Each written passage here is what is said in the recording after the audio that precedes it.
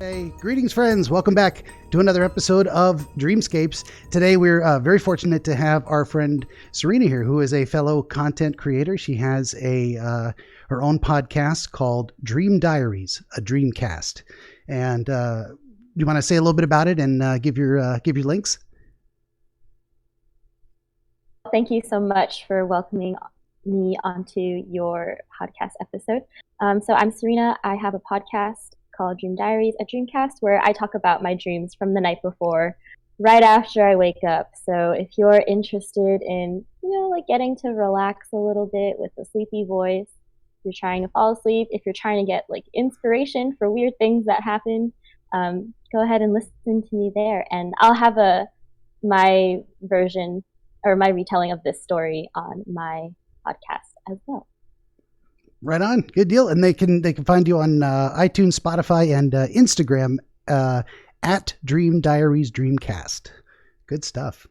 Well, thank you, very much for joining us here, and we'll just jump straight into it. So you're going to tell us about a dream you had recently. I'm ready to listen, and we'll do the thing. So this dream started where I was in an RV, and it was a very spacious RV, like the size of my kitchen and my living room right now, which is way wider than a normal RV. And this is owned by my previous roommate and her now husband.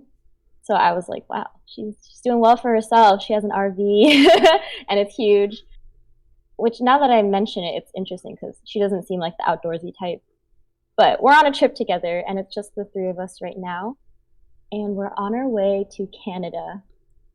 And this car, it's kind of like a Tesla where it can full self-drive. So once we're on the highway, we go, and none of us have to really keep an eye on the wheel or at the driver's seat. And my friend's husband, he's a gamer, so he brought out his Nintendo 3DS, which is old, right? Like right now everyone's on the Switch, but I for some reason was thinking of a 3DS, and he has multiple game cartridges out. And for some reason, I was like, oh, if I eat this game cartridge, it'll just come back. So I eat it. And it I crunch it in my mouth, and I'm waiting for the cartridge to reappear. And I realized that I misremembered. It's not eating it that will make it come back. It's just pushing it off to the side and it falls through the floor. Then it would come back. Kind of like if you were Mario and you fell and died, you would come back to life, kind of like that. But because I ate it, it didn't come back. So I was like, I might have to buy them a new game or something like that. So we're on our way, and apparently it's going to take 11 hours. And I'm like, wait, what are you talking about? It should only take 8. And it's because the two places, or the place that we're going to has a similarly named place that is 3 hours south of there, and we're driving north. And so when I put it into Google Maps, I had it all wrong. I searched the wrong name on accident, but turns out we're going to the one that's 11 hours away, which is 3 hours north. And at this point, more people jump into the RV. I don't know how they got in there, but now it's 2 other girls who, one of them's a good friend of mine, the other one's her roommate, and friend's husband's friends who I don't really know. And we're all just having a good time.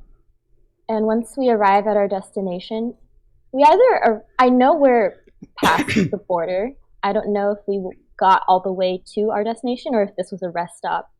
But we're at some stop, and we get out of the RV, and I go into a hair salon. I think I was trying to look for the bathroom, but I went into the hair salon probably because I wanted to get my hair done or something. In another country, new hair, new me. And I noticed no one's wearing masks, especially during this time of COVID. I felt like it was weird. Is it because we're not in America where everything's kind of crazy right now, but everything is controlled elsewhere? Is that why? And I asked one of the ladies, what's your policy around masks here? And she said, oh, we don't really wear it. We just need to be 6 feet apart. And I was thinking, how are you going to do my hair 6 feet apart? But then I head to the bathroom, and we're safe there because the stall is generally 6 feet apart. And the other 3 girls also follow me into the bathroom.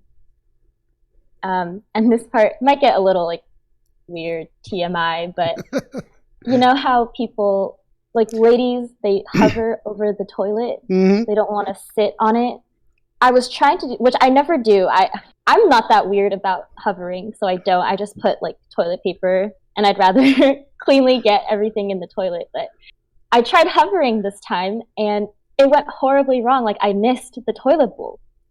So that happened, and then I suddenly got my period too. But luckily, because I was about to sell some menstrual pads, which is actually what I'm going to do later on in the week. I remembered I had extra stuff in the RV, so I quickly grabbed that, and it saved me. Because as a girl, you never want to be left without some form of protection. For sure. When it's your time of the month.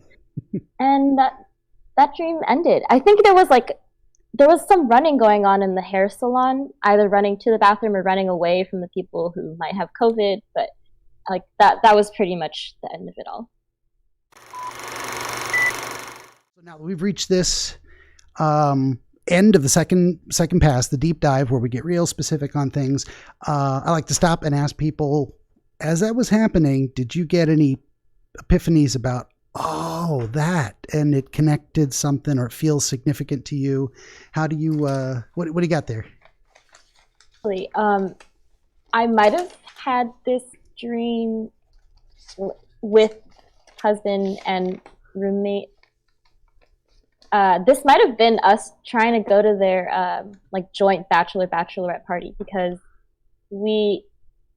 I'm her bridesmaid, and the other friend that I was close to also bridesmaid, so it's the 3 of us. But we weren't able to have a celebration this year due to COVID. Oh. And so even though they're married now, like all the festivities didn't get to happen. So as I was saying it to you, I was like, why are all these people here? And why would I bring in husband's friends? It's probably, those are his 2 best men that I don't know. So okay, fair enough. That was the only big connection, I think. I think that's a great place to start. So there's the imagery of the dream, and there's the events of the dream, but then there's also the motivation for the dream. So there's something about where you're at in your head lately that's saying, I wish we could have done this thing. We had these plans, and now you're kind of playing out the scenario in your head of, in a way, wish fulfillment of, if we had been able to do it, this might have been something it would look like. So that might be the motivation for but then the next question would be, why are you having this desire that you're expressing at this time? What is it it's going on in your daily life that makes you miss the fact that didn't happen, or that I don't know, does that bring any connections to your mind?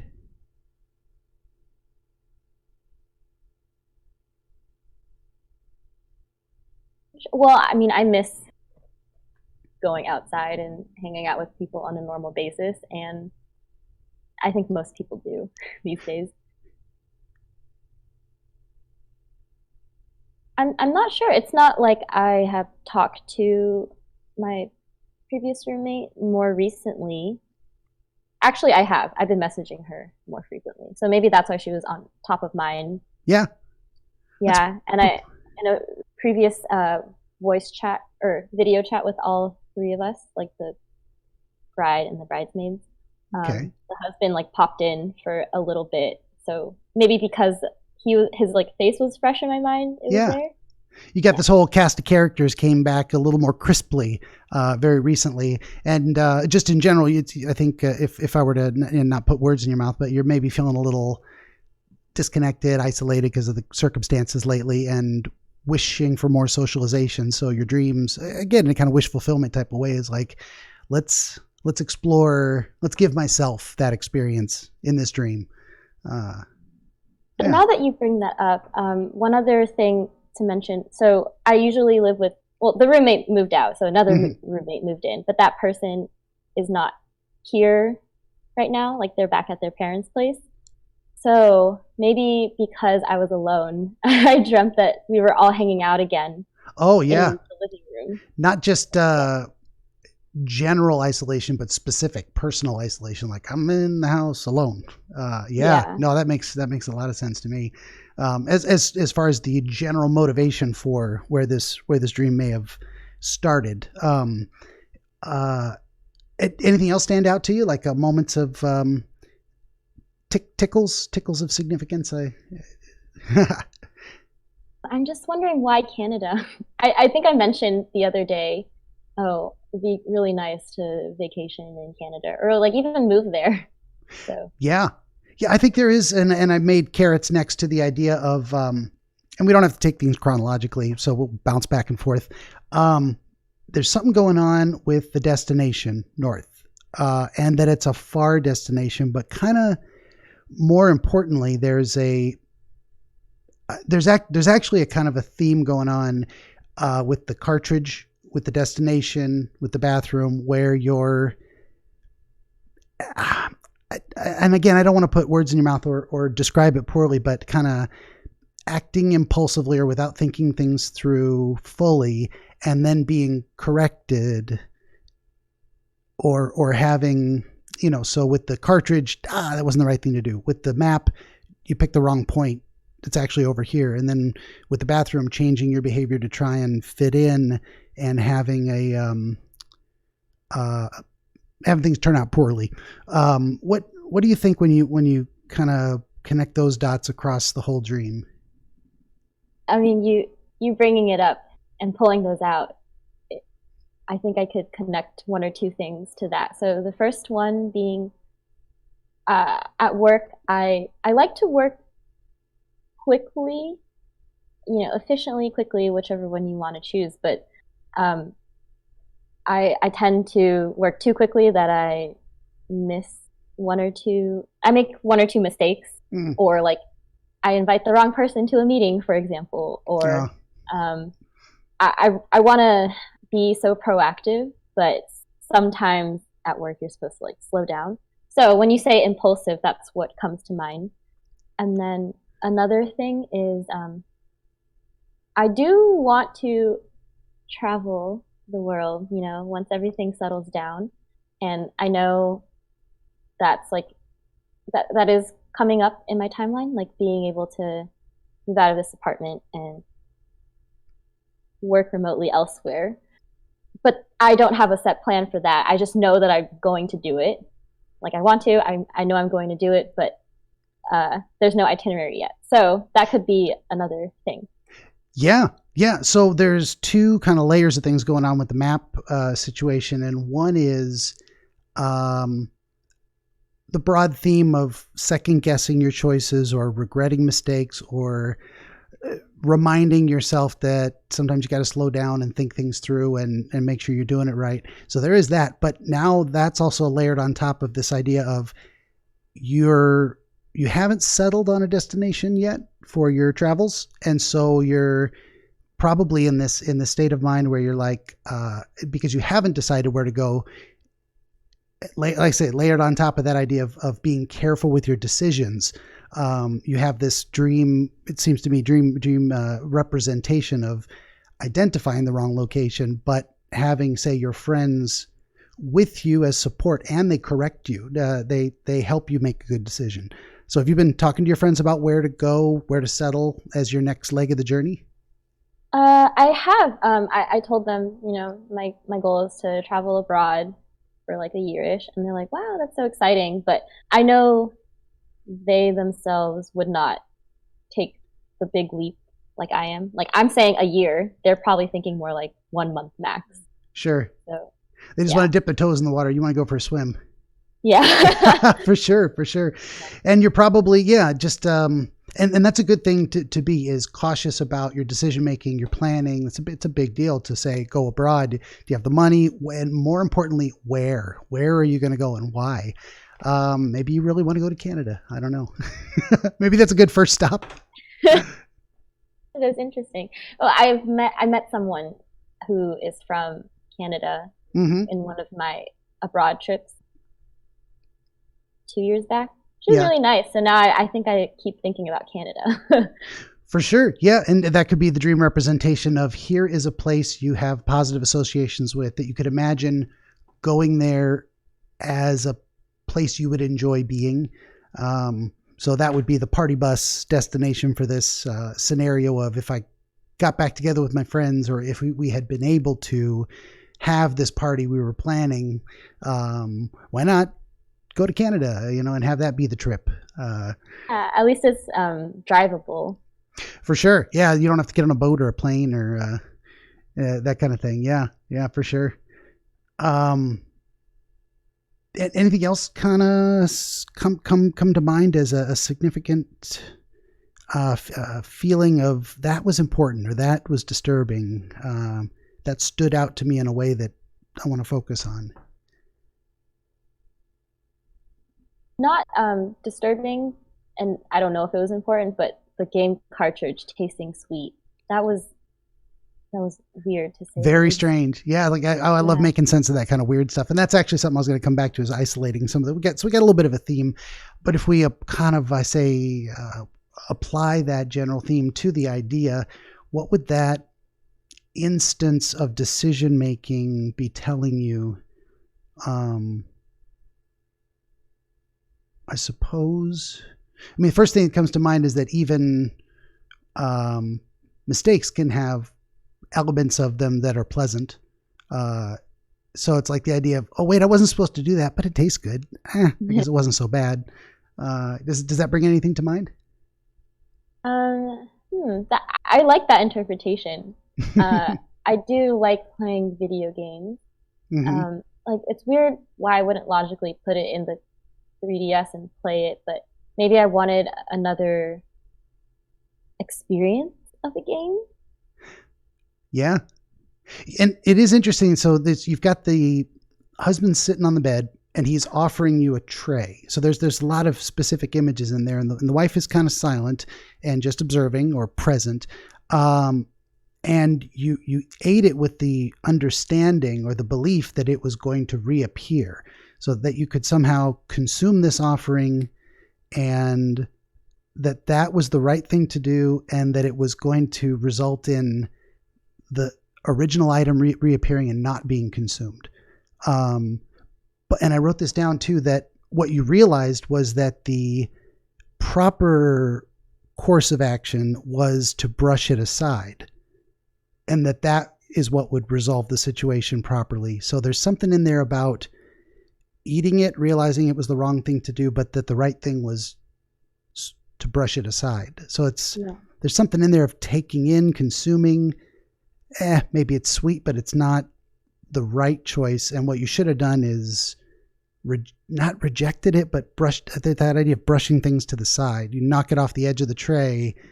I don't know if there's something in there that speaks to you in that symbolism. Well, first of all, that was really great symbolism. Thank you. Yeah, I don't know. Like, was it because eating it was too permanent, and you can't get it back? Yeah.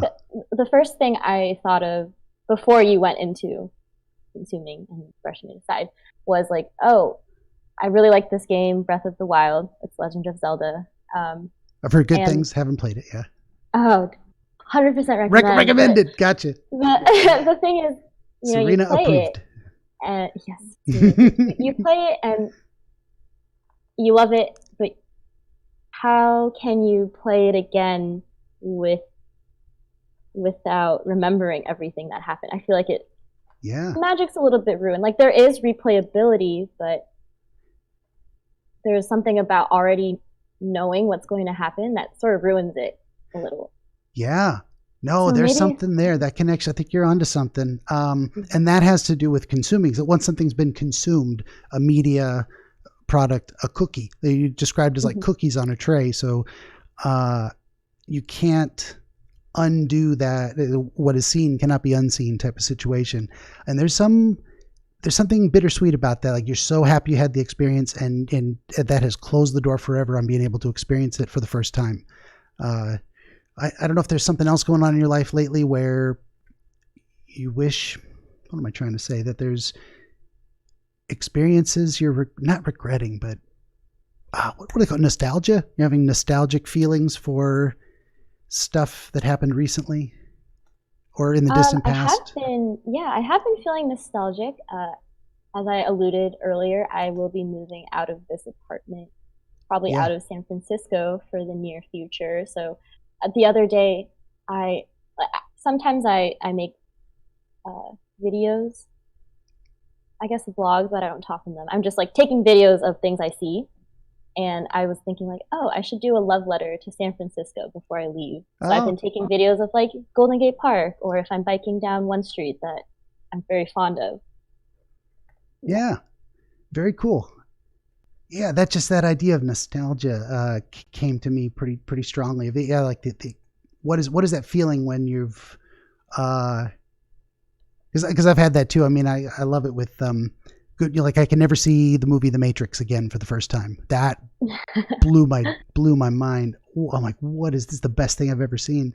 And then I have that same feeling too. Oh, I wish I could go back. If I, what is it? Philip K. Dick, the author, he wrote a few stories, and one of them famously, I think, was called Paycheck, where the guy takes a paycheck to have his memory wiped, and the first thing he does is try and figure out what the hell did I just agree to have erased? And he goes on this mission, this journey to get it back. That's another thing that came to my mind. I love those stories of if I could erase an experience just so I could have it again, would I do that? I don't know. Yeah. I might. If anything, it would be for this video game. I feel like that's very low stakes. No, that's okay. You have very strong connections to it. I mean, I'm so old. The Matrix, I saw it in the theater in 1999. And that's when I started playing EverQuest for the first time. And there will never be another MMO that hits me like that. Like this, it was my first 3D looking out of your character's eyes, running around in the landscape. You can look up, down, left, right. There's all kinds of things to see and do. I've spent a lot of my gaming career past that point trying to recapture that magic. And I'm like, it's just, nothing's ever been the same. Nothing's blown me away like that. Yeah. It's hard. Once you have your favorite, it's like, how do you top that? That's true. Yeah, for sure. Do you feel like we explored the video game cartridge experience vignette sufficiently to kind of get a handle on some of the weird elements? Yeah. So like, if I were just telling someone else's story, I'd be like, oh, I ate it. It was sweet. We'd laugh and then move on. But now that we're saying that it's a feeling of nostalgia, or here he is. Experience it once and then the magic is you experience it once and the magic is gone. I think that's sufficient. Okay, good deal. Yeah, I didn't want to cut it off or drag it on too long because there's some of the other elements here. I suppose the only other just to put a pin in that, the last thing I put a note on was the idea that the waiting to see the results. I think there's something in you that's reflective, patient. You take the time to observe and see what happens in order to judge the results. And then, it could have been a success or a failure, but there was something important in that self-reflection. You gave it a minute. You had the experience of giving it a full minute to let the process play out and see what the results would be. So I thought that was something important enough to mention. Oh, yeah. Well, thank you for noticing. I guess you're the only one who could tell me if that's accurate for your personality or not. Yeah. What first comes to mind is it takes me a while to understand my emotions, like maybe 1 or 2 days to process everything. So fair enough. In that sense, yeah, reflective. I journal sometimes, and I like having conversations of like, what did this mean? Like, why did I act this way? Stuff like that. So yeah, for sure. Yeah, that's what I call meditating on something or letting it percolate. That's my favorite because I drink coffee like too much probably, but you got to wait for it to brew. It's not coffee until the water goes through. It takes time, and you can't rush that process. It is what it is. So I think that's one of my most powerful metaphors. Got to let it percolate. Let your thoughts. Yeah. I love that. I'm probably going to steal it. It's kind of like baking bread. Got to wait for the yeast to rise. That kind of thing too. Where does that leave us here? Oh, I suppose I keep trying to like button that thing. But another thing I mentioned is that this feeling of responsibility for the outcome as well and wanting to make it right. I just wanted to highlight that too. The idea that you had that experience in the dream of saying, this didn't work out so well. Maybe I should buy him a new game. I should replace what was damaged or destroyed or fix the mistake in some other way that makes it right for the other people around me. That seems to be something strong within you, that you would have that. You wouldn't just brush it off and say, well, fuck it. You could have had that experience in the dream. That would mean something else. But you seem to be, does that resonate with you too? You're typically a person who wants to do the right thing, take care of others well. Yeah, I do. Yes to both your statements, like do the right thing, go by the book. If I don't want to have someone yell at me, if I know I can fix myself before they tell me I'm wrong. You can anticipate the criticism. Yeah. Yeah. And then, sorry, what was the second thing you mentioned? Making it right, taking care of other people, treating them well. Just that general theory. Yeah, I am like a person of service. Like acts of service is my love language. So wanting to do things for other people and making sure they feel right. I also want others to like me. I think that's a personality trait that, you can say is flawed. Like a little bit of people pleasing. Yes, exactly. People pleasing. So I don't want people to have negative feelings of me, even if it's pretty small. Like, oh, they ate my cookie. I would feel bad if I accidentally ate someone else's cookie that they left out.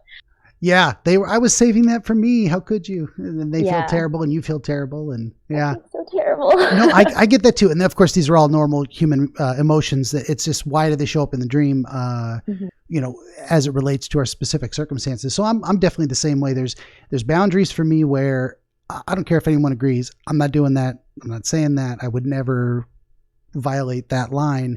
And then there's other things where it's a lot more flexible, where it's like, so if someone's mad at me because I wouldn't violate a boundary, they can deal with it and fuck them.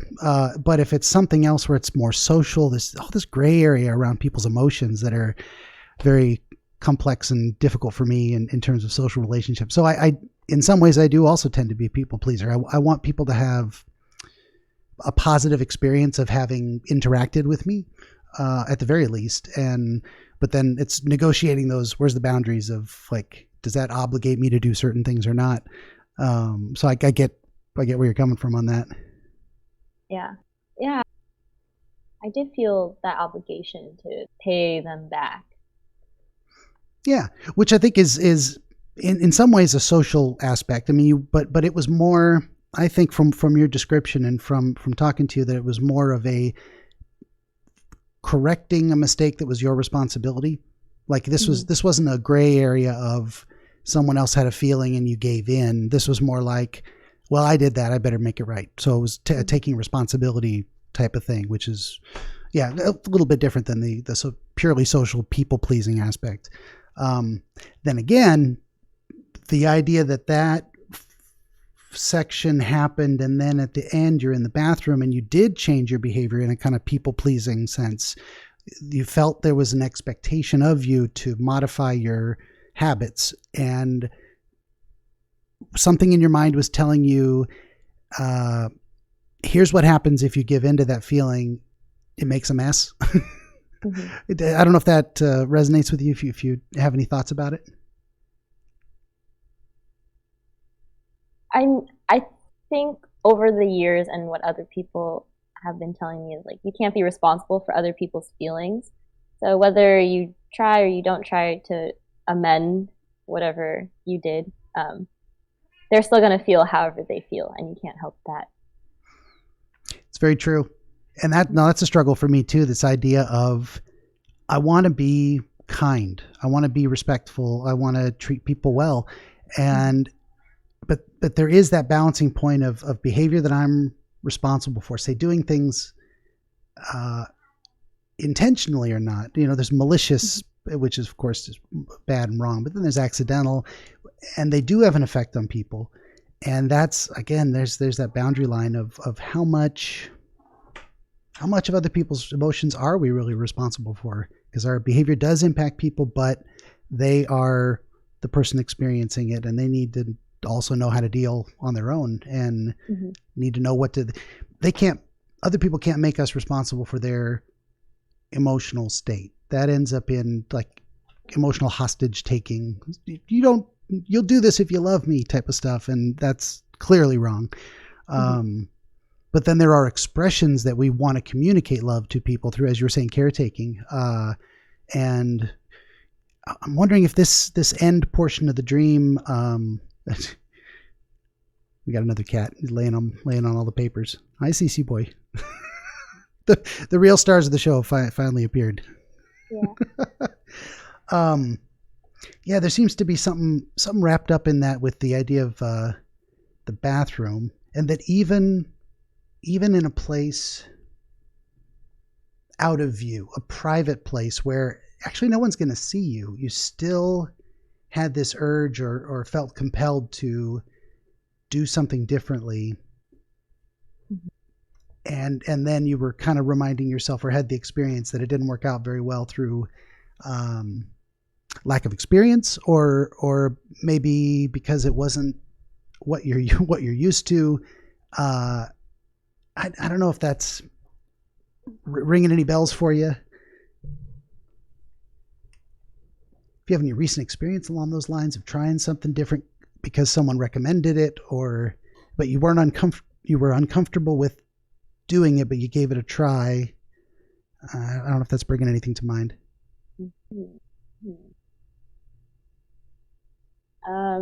I think I am generally uncomfortable with, maybe because we were talking about all the stuff earlier, it's bringing up, but like me having my own boundaries and not letting,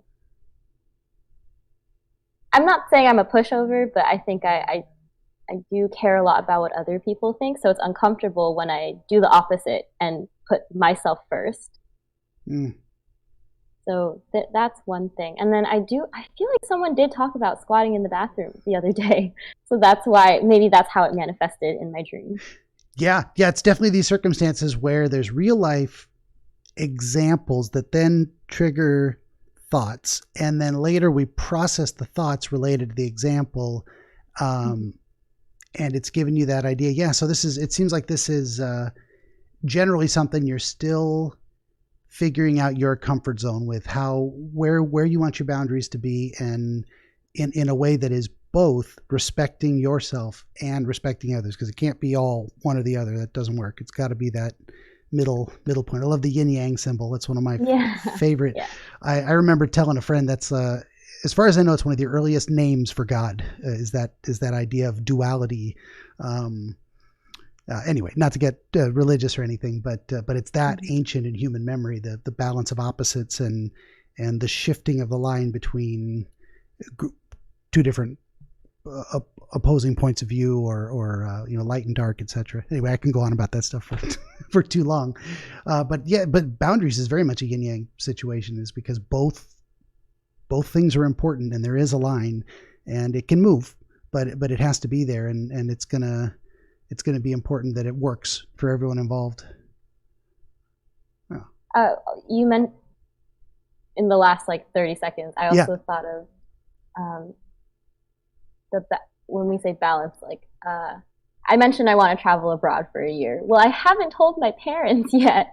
So maybe that might be how do I say, I'm 25, I feel like I'm old enough to make decisions, but I also know that they're going to say no, it's dangerous out there. They're going to worry about you. Yeah. I mean, as all parents would do, I'm not saying that they shouldn't worry about me, but how do I live my life without being in their domain? How do I say this? They're I want them to approve of what I do and be proud of me, but I also don't want them to worry about me, which Yeah, yeah, that's deeply conflicting. And in either way is like brushing aside their feelings is to you, and I would agree, like wrong. You care about them, you don't want to hurt them, but at the same time, you can't live completely for them and cut out your own desires for experience. So yeah, it seems like this dream in general is bringing together a lot of recent experiences, and in that broader theme of decision making and balance between taking care of yourself, living for yourself, and living in relationship with others and family. And that's a tough. That's no wonder you're dreaming about it. You're probably gonna need to let it percolate a few more days. Oh yeah, maybe like another month or two. For sure, yeah, and that's the good news. It's the house isn't on fire. You don't have to run for the hills right away. You can give it time, and hopefully, maybe some more dreams will come to you and help you draw a better picture of what it is you're looking for and where to draw that line. Yeah. So interesting, because I normally just say the dream and then forget about it, but the fact that dreams can help direct me to what I truly want, or how I should not should act, but it's just reflective, For sure. I like to describe it as like dreams don't tell you what to do. They tell you what you're thinking. In that way, it's like helping you identify the right question. Then you can look for an answer. I scared the cat. Sorry, Sonny boy. Yeah. And that's what I do. Leave people with more questions than answers. Nature of science. It's good times. Well, if you feel like we covered some pretty good ground, I mean, we can go over more stuff, or we can wrap it up and call it an episode. What do you think? That was really great. Thank you so much. First of all, I'll leave it up to you, because I could go further, but honestly, at this point, I think that it was a solid amount. Okay, good deal. Yeah. Well, then I will just say first, because I always forget to do this on the damn episodes. Thank you to my guest, Serena, for being here, and specifically thanking you in light of the fact that you've got your own content out there. And so this, once again, for people watching me, all 10 of you, this is Serena, host of the Dream Diaries, a Dreamcast, available on iTunes, Spotify. She's got Instagram at Dream Diaries, Dreamcast. And yeah, I'm really happy you were here, and I appreciate it. So happy to be here, and thank you for taking the time to talk to me today. Absolutely. Okay, so I'll just say, hey, everyone, that's it. Like, share, subscribe. Maybe I'll have merch one day. I got podcasts on a website, all that good stuff. And for now, I'll just say thanks for joining us for another episode of Dreamscapes.